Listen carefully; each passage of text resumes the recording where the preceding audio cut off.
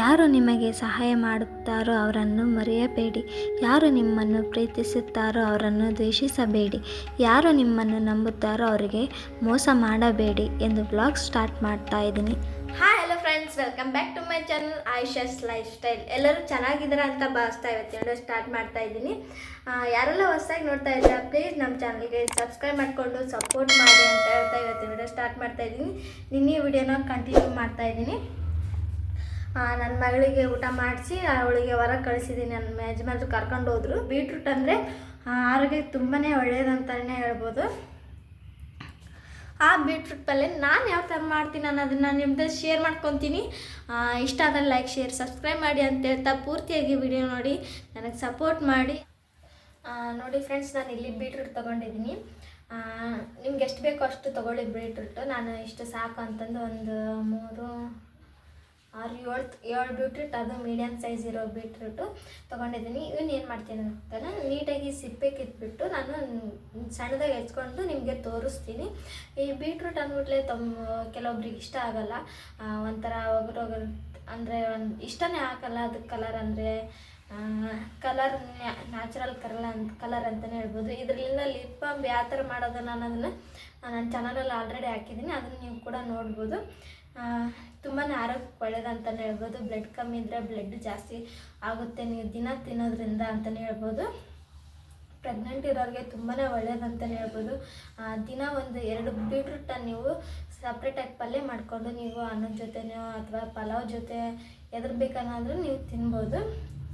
ಇವಾಗ ನಾನೆಲ್ಲ ಸಿಪ್ಪೆ ತೆಗೆದ್ಬಿಟ್ಟು ಸಣ್ಣದಾಗಿ ಹೆಚ್ಕೊಂಡು ನಿಮ್ಮ ಜೊತೆ ಸಿಗ್ತೀನಿ. ಅದೇ ತರಕಾರಿನೂ ಮಾಡಬೇಕಾದ್ರೆ ನೀವು ತೊಳೆದ್ಬಿಟ್ಟೆ ಮಾಡಬೇಕು, ಇಲ್ಲಾಂದರೆ ಸುಮ್ಮನೆ ಆರೋಗ್ಯ ಹಾನಿಕರ ಅಂತಲೇ ಹೇಳ್ಬೋದು. ಅದಕ್ಕೆ ನಾನು ಸಿಪ್ಪೆ ಎಲ್ಲ ತೆಗೆದಿದ್ದೀನಿ. ಇವಾಗ ಇವನ್ನ ತೊಳ್ಕೊಂಬರ್ತೀನಿ. ಏನಿದೆ? ಏನು ಮಿರ್ಚಿ? ಏನಂತ? ಇಲ್ಲ ಅಲ್ಲ, ಮಿರ್ಚಿ ಮಿರ್ಚಿದು.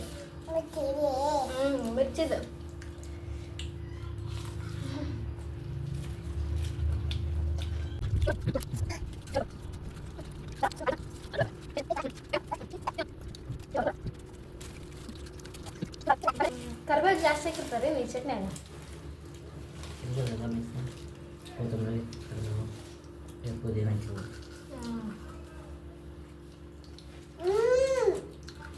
ಚಟ್ನಿ ಮಾಡ್ಬೇಕು ನೋಡಿ, ಚಟ್ನಿ ಬೇಡ.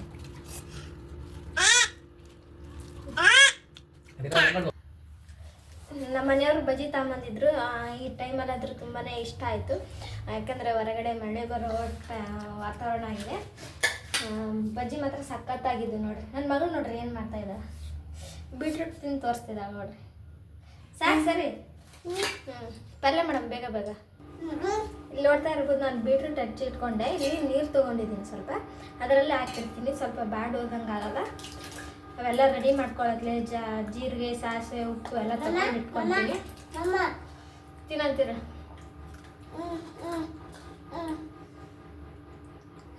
ಒಂದು ಸಣ್ಣದ ಈರುಳ್ಳಿ ತೊಗೊಂಡಿದ್ದೀನಿ. ಕೊತ್ತಂಬರಿ, ಕರ್ಬೇವು ಇತ್ತಂದರೆ ಫ್ರೆಶ್ ಆಗಿ ಅದನ್ನು ಹಾಕ್ಕೊಳ್ಳಿ. ನನ್ನ ಹತ್ರ ಇಲ್ಲ ಈ ಸದ್ಯಕ್ಕೆ. ಇಲ್ಲಿ ಒಂದು 4 ಹೆಸರು ಬೆಳ್ಳುಳ್ಳಿ ತೊಗೊಂಡಿದ್ದೀನಿ. ಇಲ್ಲಿ ಇನ್ನು ಸುಳ್ಳು ಇಟ್ಕೊಂಡ್ಬಿಡ್ತೀನಿ. ಉಳ್ಳಾಗಡ್ಡಿಗೆ ಹಾಕು. ನೀರು ಬರ್ತಾಯಿದೆ ಕಣ್ಣಲ್ಲಿ.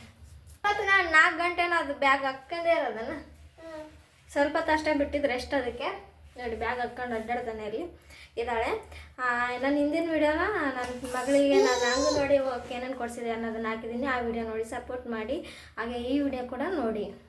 ಎಣ್ಣೆ ಹಾಕಿದ್ದೀನಿ, ಸ್ವಲ್ಪ ಕಾಯಿಲೆ ಅಷ್ಟೊತ್ತಿಗೆ ಹಾಕ್ತೀನಿ, ಫ್ರೈ ಆಗಲಿ ಅದು. ನೋಡಿ ಬೆಳ್ಳುಳ್ಳಿ ಎಲ್ಲ ಚೆನ್ನಾಗಿ ಫ್ರೈ ಆಗಿದೆ. ನಾನು ಈಗ ಈರುಳ್ಳಿ ಹಾಕ್ತೀನಿ.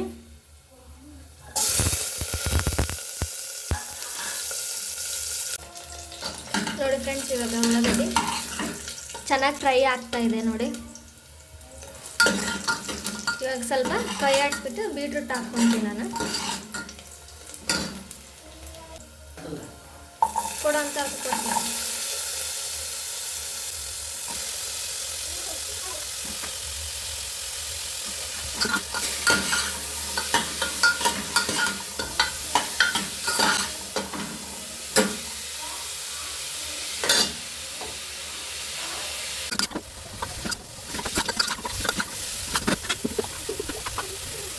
ಸ್ವಲ್ಪ ಫ್ರೈ ಆದಮೇಲೆ ನಾನು ರುಚಿಗೆ ತಕ್ಕಷ್ಟು ಉಪ್ಪು ಹಾಕ್ತಾಯಿದ್ದೀನಿ.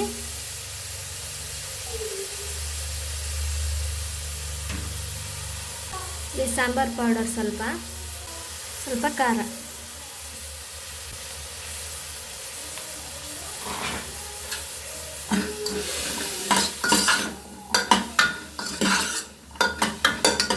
ಇದು ಚೆನ್ನಾಗಿ ಕಾಯಿಸಿ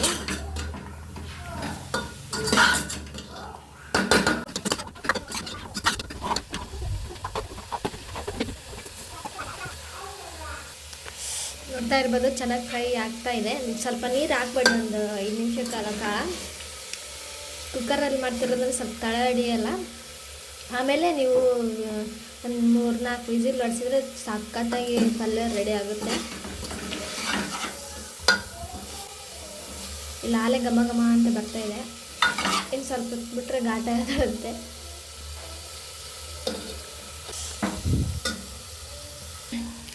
ಈ ಫ್ರೈ ಮಾಡಬೇಕಾದ್ರೆ ನೀವು ಯಾವುದೇ ಕಾರಣಕ್ಕೂ ಹೈ ಫ್ಲೇಮ್ ಇಡಬಾರ್ದು, ಲೋ ಫ್ಲೇಮಲ್ಲಿ ಇಟ್ಟು ನೀವು ಪಲ್ಯನ ಫ್ರೈ ಮಾಡಬೇಕು.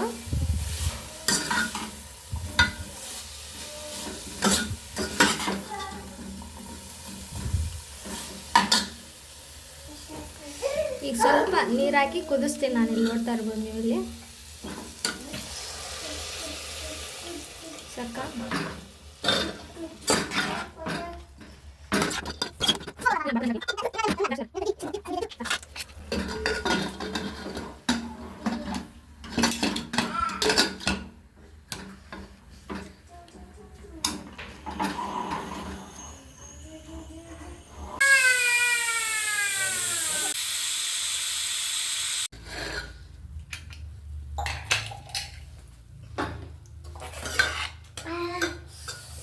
ಸ್ವಲ್ಪ ನೀರು ಅದಲ್ಲ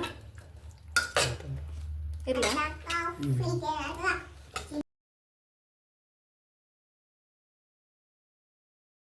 ಬೀಟ್ರೂಟು ಫಸ್ಟಿಗೆ ಒಂದು 3 ವಿಸಿಲ್ ಹೊಡೆಸಿದ್ದೆ ನಾನು. ಅದು ಸ್ವಲ್ಪ ಯಾಕೋ ಕುದ್ದಿದ್ದಿಲ್ಲ, ಇನ್ನೊಂದು ಸ್ವಲ್ಪ ಕುದಿಬೇಕಾಗಿತ್ತು. ಅದಕ್ಕೆ ನಾನು ಇನ್ನೊಂದು ಸ್ವಲ್ಪ ನೀರು ಹಾಕಿಡ್ತಾ ಇದ್ದೀನಿ. ಸ್ವಲ್ಪ ಜಾಸ್ತಿ ನೀರು ಹಾಕಿಟ್ರೆ ಚೆನ್ನಾಗಿ ಕುದಿಯುತ್ತೆ. ಸ್ವಲ್ಪ ಜಾಸ್ತಿ ಯಾಕೆಂದರೆ ರಸ ಥರ ಬೇಡ ಅಂತಂದರೆ ನೀರು ಕಮ್ಮಿ ಹಾಕಿ ಬೇಯಿಸ್ಬೇಕು. ಅದು ಸ್ವಲ್ಪ ಕುಕ್ಕರಲ್ಲಲ್ವ, ನೀರು ಸ್ವಲ್ಪ ಜಾಸ್ತಿ ಹಾಕಿ ಬೇಯಿಸ್ಕೊಳ್ಳಿ, ತುಂಬ ಚೆನ್ನಾಗಾಗುತ್ತೆ. ಒಟ್ಟಿನಲ್ಲಿ ಬೀಟ್ರೂಟ್ ಪಲ್ಯ ಮಾತ್ರ ಸಖತ್ತಾಗಿ ಬಂದಿತ್ತು. ಜೋಳದ ರೊಟ್ಟಿ ಬೀಟ್ರೂಟ್ ಪಲ್ಯ ನೀವು ತಪ್ಪದೆ ಟ್ರೈ ಮಾಡಿ. ಜೋಳದ ರೊಟ್ಟಿ ಮಾಡೋಕ್ಕೆ ಬರಲ್ಲ ಅನ್ನೋ ಟೆನ್ಷನ್ನೇ ಬೇಡ, ತುಂಬ ಈಸಿಯಾಗಿ ತೆಳ್ಳಗೆ ಮಾಡ್ಬೋದು ನೀವು. ನಾನು ಮುಂದಿನ ವೀಡಿಯೋದಲ್ಲಿ ಡೀಟೇಲ್ಡಾಗಿ ತಿಳಿಸ್ಕೊಡ್ತೀನಿ. ಇಲ್ಲಿ ಸುಮ್ಮನೆ ಕ್ಲಿಪ್ಪಿಂಗ್ ಆ್ಯಡ್ ಮಾಡಿದ್ದೀನಿ ಫೋನ್ ಹಿಡ್ಕೊಳೋಕ್ಕೆ.